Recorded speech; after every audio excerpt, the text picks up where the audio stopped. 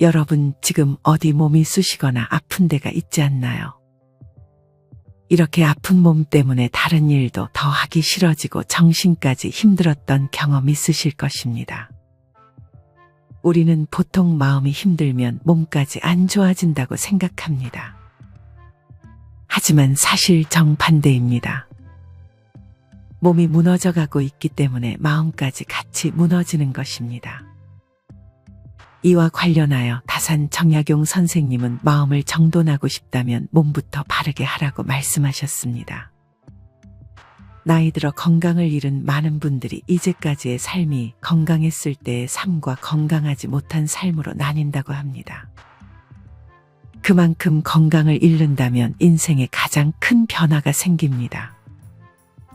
건강을 잃은 많은 분들은 그제서야 몸을 챙기지 못한 것을 후회하고 돈이고 뭐고 건강만 했으면 좋겠다고 생각합니다. 여기 돈을 버느라 건강은 뒷전이었던 70대 김씨 할아버지가 계십니다. 할아버지는 가장의 역할을 멈출 수 없어 은퇴 후에도 택시 운전을 시작했습니다. 할아버지는 하루 8시간 동안 화장실 한 번 가지 않고 운전대를 잡았습니다. 그렇게 택시 일을 시작한 지 5년이 지났을 무렵 할아버지의 아내는 퇴행성 관절염 진단을 받아 거동이 불편해졌습니다. 이맘때 할머니를 대신해 장을 보러 갔던 할아버지. 사실 할아버지도 몇 년 전 척추관 협착증 수술을 받고 몸이 불편하지만 몸을 계속 움직이려고 노력했습니다. 장을 보러 가는 것도 운동 삼아 집에서 15분 거리에 있는 시장에서 장을 봤습니다. 아이고 다리야. 산 것도 많이 없는데 장바구니가 너무 무겁게 느껴집니다. 할아버지는 시장에 다녀온 뒤 녹초가 되어버립니다. 오늘은 집에 사회복지사가 방문하는 날입니다. 아이고 할아버지, 파스를 얼마나 붙이신 거예요? 자고 나면 새로운 데가 아프고 아프니까 아무것도 하기 싫어. 이렇게 살아서 뭐하나 싶고 하루는 자고 일어나는데 다리가 휘청한 적이 있어. 죽을 때까지 안 아프다 죽으면 제일 좋겠다고 말씀하시는 할아버지. 아프면 자식들이 고통스러울 것을 가장 걱정합니다. 하지만 할아버지는 이후에 운동을 멈추지 않았습니다. 처음에는 약한 몸을 이끌고 운동을 하는 것이 맘처럼 쉽지가 않았습니다. 허리가 아픈 할아버지에겐 낮은 문지방도 산처럼 높고 걷는 것보다 차라리 기어가는 게 편했습니다. 앉아있을 때는 쑤시는 다리를 주무르느라 두 손이 쉴 틈이 없습니다. 이때 한 달 약값만 몇십만 원이 나가고 매일 한의원에 침을 맞으러 다녔습니다. 할아버지는 한의원에 있는 할머니에게 말을 붙입니다.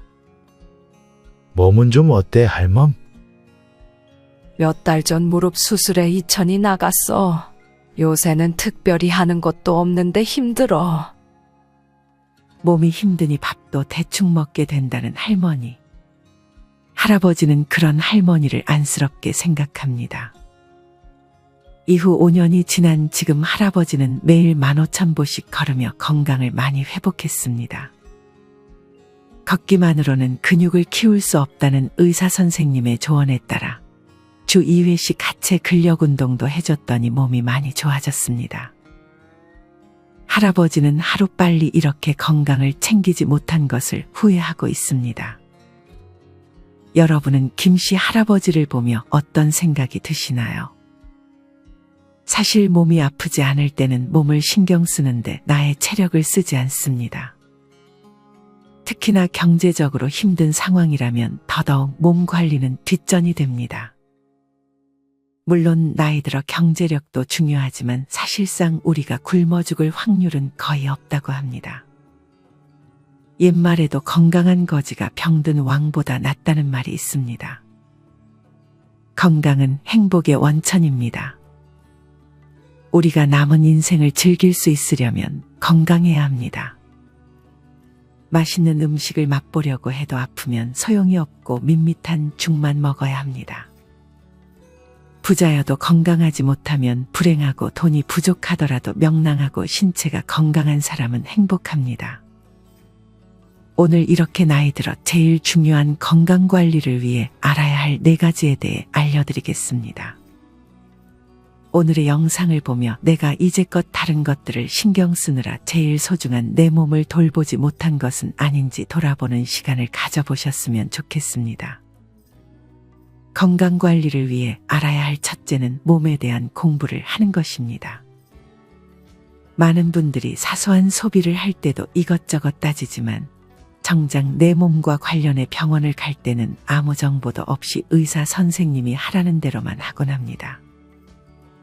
물론 의사 선생님의 말은 도움이 되지만 우리가 우리의 몸에 대해 정확히 알고 공부하면 더욱 우리의 몸을 잘 챙길 수 있습니다. 특히나 근육에 대한 공부를 해두시면 좋습니다. 나이 들어 근감소증에 대한 문제가 많습니다. 많은 전문가들이 예전에는 걷기가 최고의 운동이라고 말했지만 이제는 근력 운동을 필수라고 말합니다. 근육연금이라는 말이 있을 정도로 우리에게 나이 들수록 중요한 것이 근육이라는 것은 이제 많은 분들이 알 것이라 생각합니다. 하지만 무작정 아령을 들고 아무 근력 운동을 하고 있지는 않으신가요? 이보다는 내가 하는 운동이 어떤 근육에 도움이 되는지 알게 된다면 더욱 현명하게 그리고 재밌게 근력 운동을 할 수 있습니다. 근육은 크게 골격 근육, 심장 근육, 내장 근육 3가지로 나눌 수 있습니다. 흔히 말하는 근육량이라는 표현은 이 중에서 골격 근육을 말하는 것입니다. 우리 몸무게에서 약 40%를 차지하는 이 근육은 관절을 보호하는 역할을 합니다. 또한 심장에도 근육이 붙어 있다는 사실 아시나요? 심장에 붙어 있는 이 심장 근육은 심장의 수축 및 이완을 담당해 우리 몸의 혈액순환의 핵심적인 역할을 담당합니다. 이 때문에 심장 근육이 빠지게 되면 혈액이 신체에 공급되는 게 원활하지 않아 다른 여러 질병으로 우리를 괴롭히게 될 수 있습니다. 마지막 내장 근육은 말 그대로 소화기관이나 내장기관이 잘 돌아가도록 도와주는 근육입니다. 우리가 먹은 음식들을 배변 활동으로 잘 이어지게 해주는 것이 내장 근육의 역할입니다. 추가로 속근육이라는 것이 있습니다. 속근육은 수축이 빠르게 일어나 순간적인 큰 힘을 내는 근육으로 주로 엉덩이나 종아리 등 하체에 분포가 되어 있습니다. 나이가 들수록 속근육은 아주 빠른 속도로 줄어듭니다. 속근육은 30세가 넘으면서 퇴화하기 시작하는데 이를 관리해주지 않는다면 걷는 것마저 힘들어지게 됩니다. 속근육은 겉으로 드러나지 않기 때문에 관리의 중요성을 간과하는 경우가 많습니다. 속근육은 심부근육이라고도 하는데 관절이 정확하게 움직이도록 도와줍니다. 반대로 표층 근육이라는 것이 있는데 이는 우리 피부와 가까이 붙어있는 근육으로 힘을 내는 역할을 합니다. 나이가 들수록 발생하는 근육통과 관절통을 예방하려면 우리는 이 두 근육, 즉 심부근육과 표층 근육 모두에 신경을 써주어야 합니다. 이 둘 중 하나만 단련해서는 안 됩니다. 표층 근육만 발달하고 심부 근육이 약하다면 힘을 쓸 때 표층 근육에 과부하가 생겨 근육통이 심해질 확률이 높고 심하면 관절 파열에 이르기도 합니다. 이런 속근육을 키우기 위해서는 일반적인 근력 운동으로는 어려울 수 있습니다. 속근육을 위해서는 몸이 흔들리지 않게 균형을 잡고 버티는 운동을 해야 합니다. 방법은 다음과 같습니다.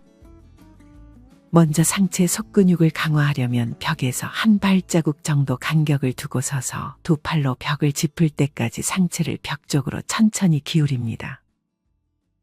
이것을 1세트에 10회씩 하루 3세트를 하면 됩니다. 또한 몸통의 심부 근육을 단련시키기 위해서는 등을 벽에 대고 무릎을 반쯤 굽힌 상태에서 한쪽 다리를 들고 10에서 15초간 버티면 됩니다. 이때 다리를 바꿔가며 3회씩 실시합니다.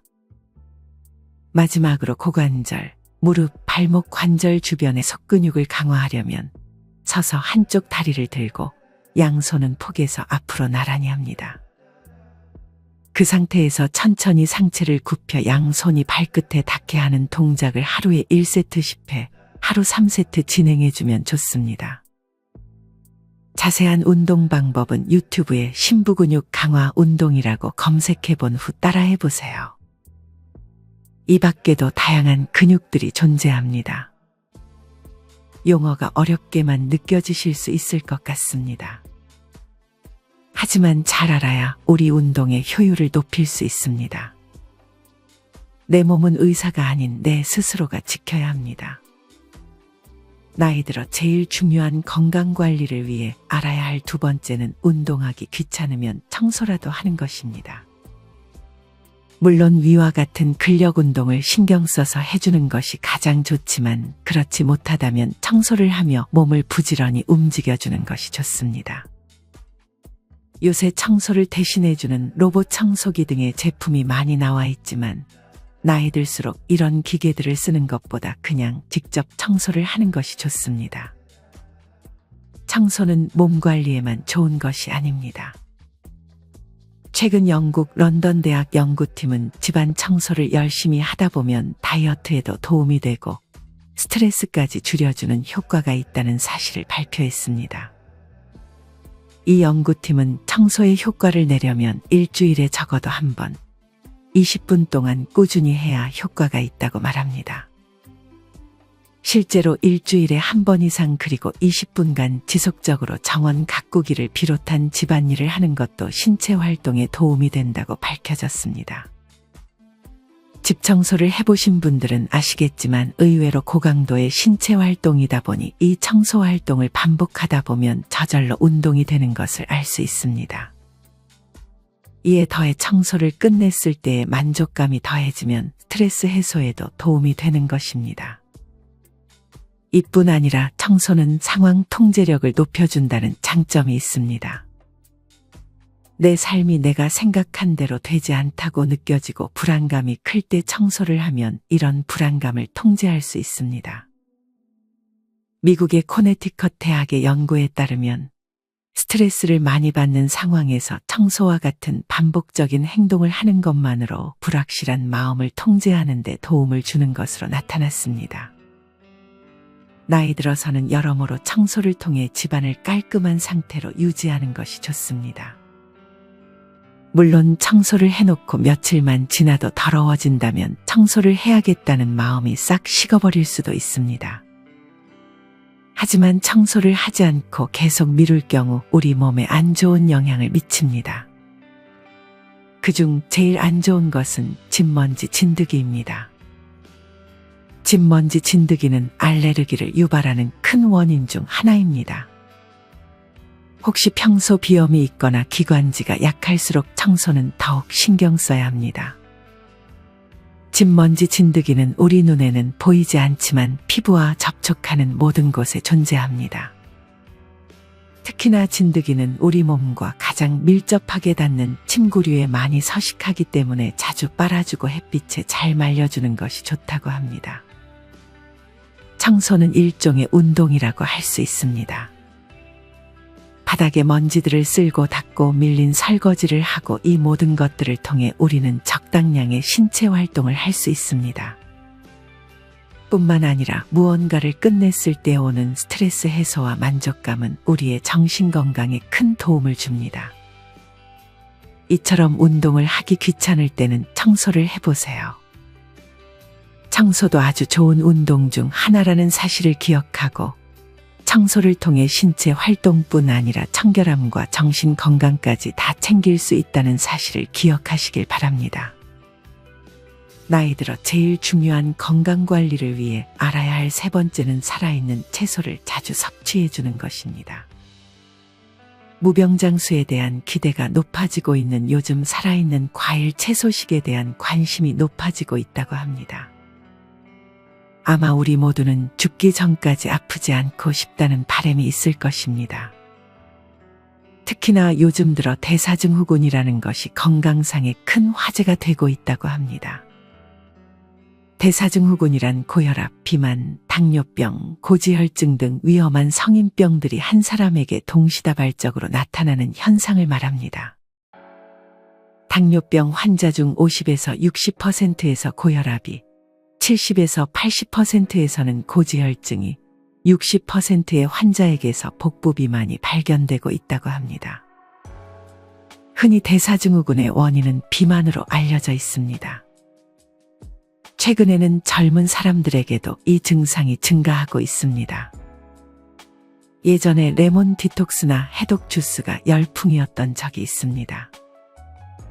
많은 분들이 독소를 배출하는 것이 중요하다는 것을 알면서 디톡스 열풍이 불었던 것입니다. 사실 여기서 말하는 독소는 특별한 것을 의미하는 것은 아닙니다. 독소는 잘못된 식습관 및 만성 피로, 스트레스 등으로 인해 알게 모르게 체내에 쌓이게 되는 노폐물을 말합니다. 독소가 잘 배출되지 않으면 우리 몸 곳곳에 독소가 축적되어 면역력을 떨어뜨리고 더 나아가 만성 피로, 기억력 감퇴, 어지럼증 및 알레르기 등의 피부 질환을 유발합니다. 이런 이유들로 독소를 제거해 주는 것이 중요한데 이때 과일과 야채가 독소를 배출하는데 매우 효과적이라 합니다. 특히나 생강, 마늘, 레몬, 양배추, 비트 등이 도움이 됩니다. 과일의 경우 식후에 먹게 되면 발효가 일어나 부패되기 쉽습니다. 이는 과일 자체의 문제라기보단 가공식품 섭취 후에 과일을 먹어서라고 합니다. 이때 혈당이 올라가 인슐린 분비가 촉진되는 것입니다. 이런 이유로 식후에는 가급적 과일을 자제하는 것이 좋습니다. 전문가들은 식후 3-4시간 후 간식으로 과일을 섭취하는 것을 권장합니다. 또한 아침에는 수분이 많은 수박이나 포도가 좋다고 합니다. 분당 서울대 병원 가정의학과 조은별 교수님은 아침에는 위장에 자극이 덜 가고 당 관리가 필요하거나 위가 좋지 않다면 공복에 과일 섭취는 피해야 한다고 말합니다. 저녁에 도움이 되는 과일은 바나나입니다. 바나나에는 숙면에 도움되는 성분들이 많이 포함되어 있습니다. 키위나 체리도 좋고 다만 산도가 높은 사과나 감귤은 자기 전에 먹는 것은 피하는 것이 좋다고 합니다.